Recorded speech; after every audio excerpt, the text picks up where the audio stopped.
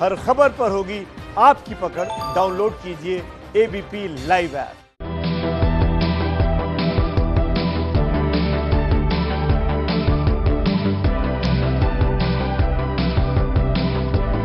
दोस्तों, मैं हूं रवि जैन और इस वक्त मेरे साथ मौजूद है आश्रम जो वेब सीरीज है उसकी जो अदाकारा है अदिति पोहनकर। इस शो का सीजन 2 जल्द आने वाला है और इस वक्त हमारे साथ जुड़ी है खुद अदिति इस बारे में बातचीत करने के लिए। हम उनसे ये भी जानेंगे कि पहले सीजन में काम करने का एक्सपीरियंस कैसा रहा। Aditi, welcome to ABP news.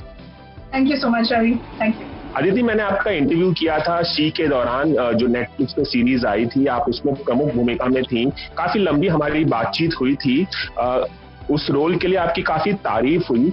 आश्रम में आपने पम्मी का किरदार निभाया है। बॉबी देओल जो बाबा बने हैं उनकी एक बहुत आर्डेंट फैन, भक्त हम कह सकते हैं, भक्त के तौर पर आपको दिखाया गया है।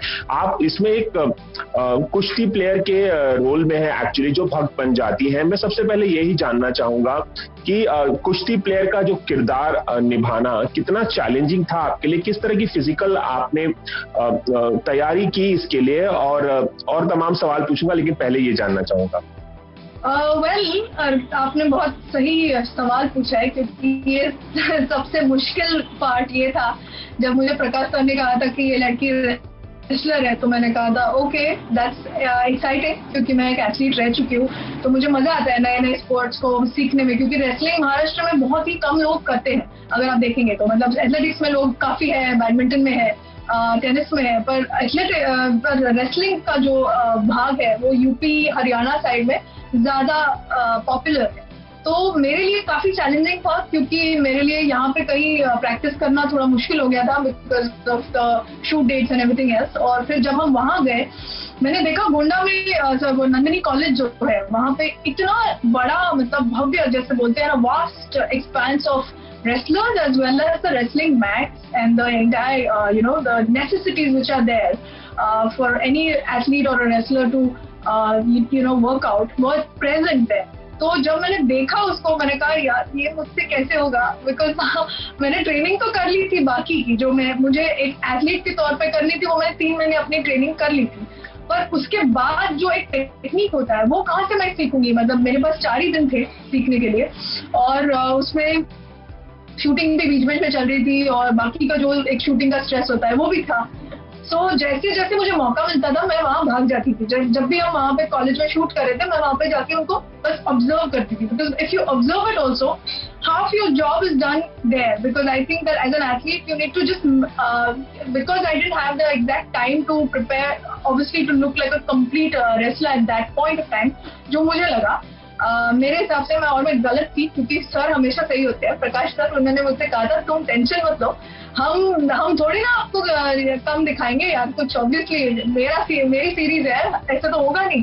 और उसके बाद जो एक टर्निंग पॉइंट आया, जब संग्राम सिंह जो वर्ल्ड चैंपियन है रेसलर, जब वो आए एक्चुअली अयोध्या, और मुझे अभी भी याद है वो 31 को आए थे दिसंबर के, और हम 1 से वो प्रैक्टिस शुरू करने वाले थे। और जिस दिन से वो आए, आई स्टिल रिमेम्बर, मैं शूट खत्म करके, एक एक्शन सीक्वेंस खत्म करके रात को वो रेसलिंग मैट पे गई थी, और हमने वहीं से शुरू कर लिया था। मतलब जैसे खड़े रहना है, कैसे पुल करना है, कैसे क्या करना है, क्योंकि मुझमें भी वो बहुत चाह थी कि मैं एक प्रॉपर एथलीट लगूं। वहाँ पे मैं कहीं पे भी कम नहीं पड़नी चाहिए, क्योंकि फिर मतलब मुझे सर को खड़ा उतरना था कि यार मैं कर सकती हूँ।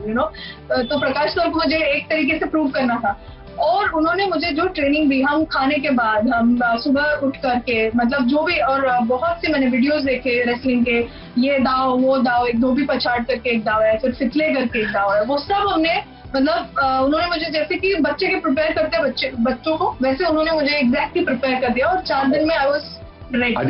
अदिति, वो मेहनत आपकी पर्दे पर दिख भी रही है। मैं एक और सवाल पूछना चाहूंगा। आप इस पूरी सीरीज में हरियाणवी डायलेक्ट में बोलती नजर आ रही हैं। आप मूलतः मराठी हैं और हिंदी भी अच्छा बोलती हैं, लेकिन हरियाणवी डायलेक्ट पकड़ना, उस लहजे में बात करना, वो कितना आसान और मुश्किल था? वो भी थोड़ा मुश्किल रहा होगा आपके लिए? मुश्किल जी जरूर, बिकॉज सुनने में नहीं आता है। मैं तो बॉम्बे में born and born in Bombay, so वो सुनने में कम ही आता है, इसलिए थोड़ा मुश्किल मुझे लगा कि होगा शायद, बट सर ने अगेन सुनीता जी जो मेरी डिक्शन की कोच थी, उनके साथ हमने बैठ के काफी रिहर्सल्स किए थे। फिर मैं अपनी रिहर्सल करती रहती हूँ, तो मैंने उनकी आवाज रिकॉर्ड कर ली थी और मैं वो आए गए दिन सुनते रहती थी उनको।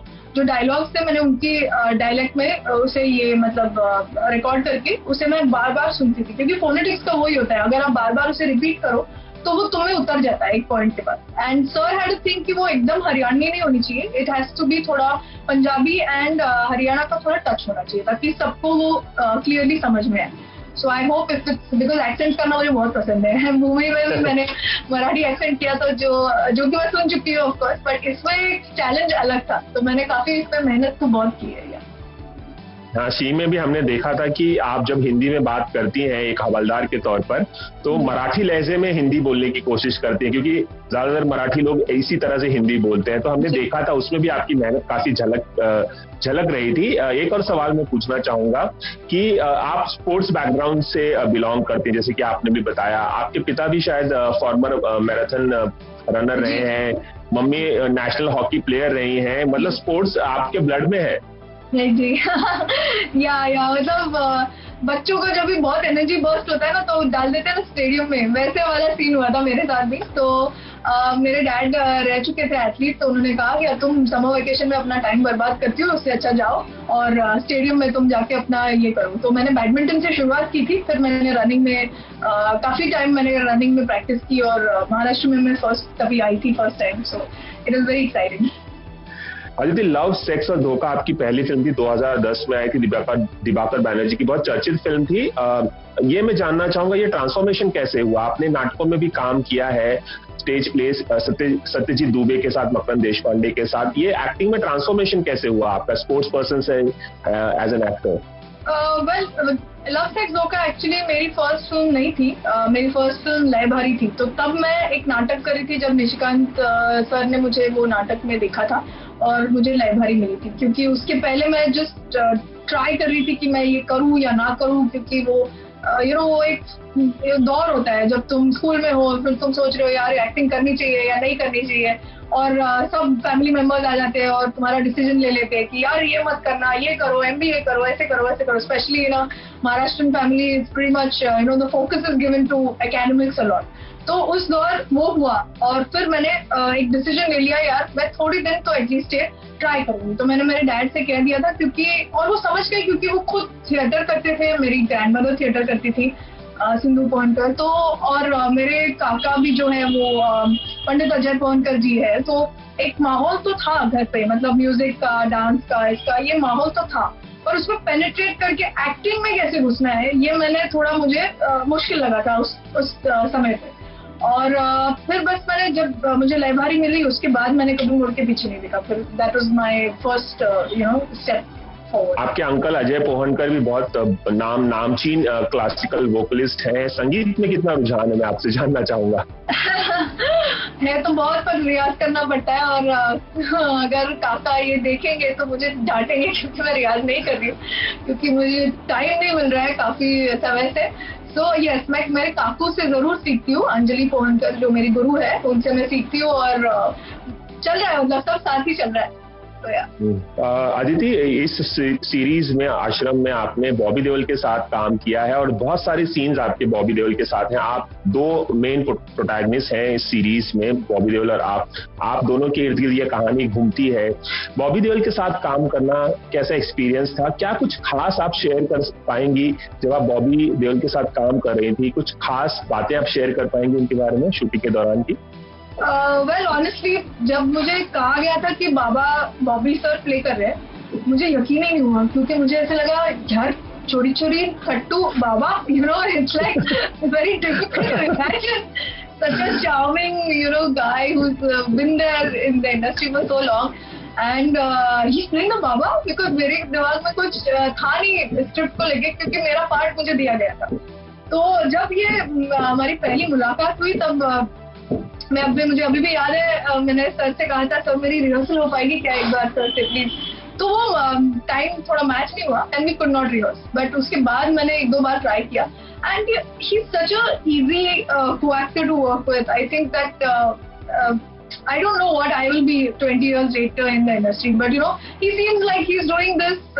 जैसे हम उम्र लोग होते हैं, बिल्कुल वैसे ही बिहेव करते हैं, बिल्कुल उनका वो रुतबा वो सब एकदम जायज है, उसमें कोई भी ये नहीं है कि यार how do I approach him या you know how do I rehearse with him. तो जब भी मैंने उनसे कहा कि सर रिहर्सल करें, तो वो हमेशा रेडी थे। जब भी मैंने उनसे कहा सर मैं अभी आपको धोबी पछाड़ करने वाली हूँ, सो यू बी केयरफुल, तो उनको डर जरूर लगा था, क्योंकि मेरी हड्डी मछली देख के ही was like are you serious you want to do this, and I was like so don't worry it's a technique, I will do it. So you know इस तरीके से वो बहुत हंसी मजाक में कैसे ऑलमोस्ट 70 दिन मैंने वहाँ शूट किया था, वो कैसे निकल गए इतने दिन, we didn't even realize it. So he's a very extremely warm and a very cooperative co-actor to work with, you know. पूरी सीरीज में तो आपको वो सीजन 1 में पम्मी को पहलवान के तौर पर बुलाते हैं, लेकिन जब आप लोग शूटिंग से वक्त मिलता था तो क्या कुछ खास बातचीत होती थी, कुछ खास और याद है आपकी बॉबी देओल के साथ, कुछ खास कहा उन्होंने? आई मीन शूटिंग मतलब जैसे ही खत्म होता था, इतना हम सेट पे भी बहुत मजे करते थे। जब भी सीन्स के बीच ब्रेक होता था, हम सब लोग बाहर ही बैठते थे, you know that's the best thing about Bobby sir also. वो अपने मतलब जितने भी हमारी टीम थी, हम सारे लोग बॉबी सर के रूम में रहा करते थे। प्रकाश सर भी वहाँ आते थे, मतलब जब हम शूट के बाद जब भी मिलते थे। So it became like more of a family, you know that इतने दूर कहीं अयोध्या में इट वाज लाइक सब मिस कर रहे थे बॉम्बे के खाने को, और you know regular lifestyle which was there in Bombay. But उधर हमारा एक छोटा सा एक परिवार बन गया था, और वो परिवार में हम रोज जिसका भी पैकअप हो जाता, हम उसके रूम में जाके बैठ जाते, यू नो। सो दैट फिर चाय पीते या फिर जो भी करते, और एक 9:30-10 बजे तक we would go to sleep. So this was our routine literally, and बस ऐसे ही करते करते जैसे वक्त निकल गया, and we finished the shoot. अच्छा, एक सवाल और मैं पूछना चाहूंगा, इस शो में पूरे शो में दिखाया गया है कि कैसे जो बाबा जो है भक्तों की जो श्रद्धा है उसका फायदा उठाते हैं, कितने सारे गलत काम करते हैं एक बाबा के तौर पर। हालांकि ये काल्पनिक कहानी रची बुनी है प्रकाश झा ने, लेकिन ऐसा होता है, हम देख सकते हैं कितने बाबा जो हैं जेल में हैं, चाहे वो हत्या के आरोप हो, रेप के इल्जाम हो, अरबों रुपए की संपत्ति इकट्ठा करते हैं, बहुत इन्फ्लुएंशियल होते हैं, काफी होल्ड होता है। क्या कभी आपने इस तरह के बाबाओं पर यकीन किया है? कभी क्या आपको भी यकीन रहा है, और इसके बारे में कुछ बोल सकते हैं आप? जी, पहले तो ये काल्पनिक कहानी है, तो उसके किरदार के हिसाब से हम सब चल रहे हैं। तो मुझे पम्मी के बियॉन्ड तो कभी कुछ ज्यादा नजर आया नहीं, क्योंकि मैंने उसमें कभी झांक कर देखा नहीं। और एक खुद की मेरी अगर पर्सनल बिलीफ की बात करते हैं, तो मैं खुद में ज्यादा विश्वास करती हूँ, वेरी ऑनेस्टली। मुझे ऐसा लगता है कि अगर यू नो भगवान कहीं है तो वो खुद में है। बोलने के लिए नहीं है ये बात, ये सच बात है जो मैं निश्चित तौर पे उसे बिलीव करती हूँ। उसमें मुझे 100% सच्चाई लगती है, क्योंकि अगर आप देखेंगे कि अगर आप खुद पे एक अटूट विश्वास रखते हैं, जैसे मैंने किया है, मतलब मैंने एक करियर शिफ्ट किया हो या जो भी किया हो, या जिंदगी में जैसे मैं आगे बढ़ रही हूँ, जिन लोगों को मैंने देखा है, वो एक खुद पे अगर तुम विश्वास कायम रखते हो, तो तुम्हें फिर कोई मतलब कायनात भी नहीं रोक सकती। It's literally to that level. So the universe is always going to help you, the divine force is always going to help you. तो ये इस ट्रैक को छोड़ के मैंने कभी बाहर देखा नहीं, तो मुझे एक्चुअली पता नहीं। और इंसान तो इंसान होता है आफ्टर ऑल, आप किस नजरिए से उसे देखते हैं उसके ऊपर वो you know it depends on that. Aditi, एक आखिरी सवाल, ये सीरीज हालांकि काल्पनिक कहानी है और किसी की निजी जिंदगी पर आधारित नहीं है, लेकिन फिर भी सीजन 1 आने से पहले भी इस पे आपत्ति दर्शाई गई थी, और अब जो है करणी सेना जो है उसने लीगल नोटिस भेजा है फिल्म इस शो के मेकर्स को, ये बताते हुए कि हिंदू भावनाओं को ठेस पहुंचाने की कोशिश है। ऐसे लोगों को आप क्या कहना चाहेंगे? वेरी ऑनेस्टली मुझे लगता है कि जो मेकर्स है, जो राइटर्स है, और MX बहुत ही बड़ा और बहुत ही उम्दा चैनल है, तो मुझे लगता है कि they will be the best people to answer this question, because उनको पता है वो कहाँ किस दिशा में जा रहे हैं। मैं तो एक कलाकार हूँ, मैं अपने हिसाब से अपना काम कर रही हूँ, बस आई think that is what I would that's all I would know. बस एक आखिरी सवाल जाते जाते अभी याद आया, तो मैं सोचा पूछ लूं आपसे। हमने आपको शी में देखा, अब आश्रम में देख रहे हैं, जल्द सीरीज आने वाली, सीजन 2 आने वाला है। अब और हम कहाँ देख पाएंगे अदिति को? क्या फिल्में आपने साइन की हैं? क्या कोई और वेब शो साइन किया है? कुछ बताएं अपने अगले प्रोजेक्ट्स के बारे में। जी, मैं बताने के लिए तो बहुत मतलब उतावली हूँ, पर क्या है कि वो अब मैं बोल नहीं पाऊंगी क्योंकि वो अनाउंसमेंट जल्द ही होने वाली है। पर यस, इतना जरूर है मेरे दर्शकों को जो भी मुझे पसंद करते हैं कि बहुत प्यार दिया, भूमिका को बहुत प्यार दिया, शी में, और पम्मी को तो बहुत ज्यादा प्यार दिया है एमएक्स ने और दर्शकों ने। तो मैं यही कहना चाहूंगी कि इतना जरूर है, मतलब दावा है कि मैं बहुत से और web series as well as films में आने वाली हूँ, तो आप मुझे देखेंगे जरूर। बस उतना देखते रहिए और प्यार करते रहिए। Thank you. चलिए अदिति, हम चाहेंगे कि आप बहुत अच्छी अच्छी फिल्मों में नजर आए, बहुत अच्छे वेब सीरीज में, और बहुत विविधता भरे किरदार निभाएं। आपकी बहुत सराहना हो। Looking forward to all of your projects. ABP News से खास बातचीत करने के लिए बहुत बहुत शुक्रिया। Thank you so much. Ravi Jain, ABP News, Mumbai.